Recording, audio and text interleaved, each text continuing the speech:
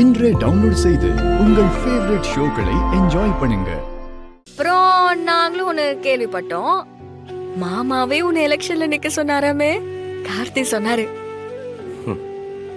மாறா, எவ்வளவு பெரிய விஷயம்டா. என் அண்ணன் உன்ன கைய காமிச்சு என் புள்ளதான் நிக்க போறான்னு சொல்லிருக்கு. எவ்வளவு பெருமையா இருக்கு தெரியுமா எனக்கு. வலிமா, என்னது இது? நீங்களும் அழுதா எப்படி? சந்தோஷமான விஷயம் நடந்திருக்கு, இதுக்கெல்லாம் அழுதுட்டு இருப்பாங்களா? இதுவும் சந்தோஷம்தான் வீரா. சின்ன வயசுல இருந்து என் அண்ணனும் இவனும் எதிரும் புதிருமா தான் இருப்பாங்க. ரெண்டு பேரும் சிரிச்சு பேசினது கூட இல்ல. எப்போ இதெல்லாம் சரியாகும்? என் அண்ணன் இவனை எப்ப மனப்பூர்வமா தம் புள்ளன்னு ஏத்துக்க போதுன்னு நான் வேண்டாத கடவுளும் இல்ல, ஏங்காத ஏக்கமும் இல்ல. ஆனா இப்ப நடக்கிறதெல்லாம் பார்த்தா அது நடந்துரும் போல இருக்கு.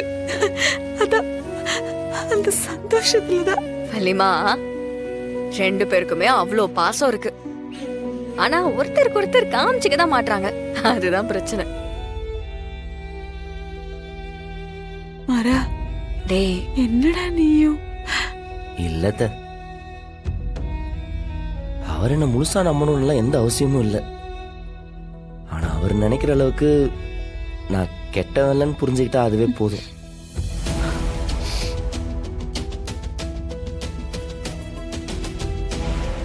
ராகம் விஷயத்துல அவன் செஞ்ச தப்ப நான் ஏத்துக்கிட்டேன். ஆனா அம்மா விஷயத்துல நான் ஒரு தப்பும் பண்ணலத்த. அவர் என்னாலதான் அம்மா இறந்துட்டாங்கன்னு நம்பிட்டு இருக்காரு. அதுதான் தாங்கிக்க முடியல. ஏய், அதுவும் மாறிடும் பாரு.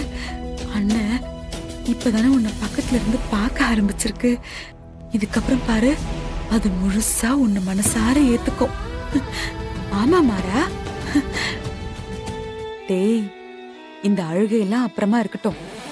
இது உன் அப்பா உன்னை நம்பி கொடுத்திருக்கிற பெரிய பொறுப்பு. எப்படியாவது நீ இந்த எலெக்ஷன்ல நின்னு ஜெயிச்சிடணும். ஜெயிக்கிறது கஷ்டமா தான் இருக்கும், பாத்துக்கலானே. அந்த விஜய் வேற இருக்கா, கண்டிப்பா ஏதாவது சதி வேலை பண்ணுவா. அது எல்லாத்தையும் நீ உடைச்சு மாமா இருந்த இடத்துக்கு நீ வரணும். சரியா? நீ வருவ.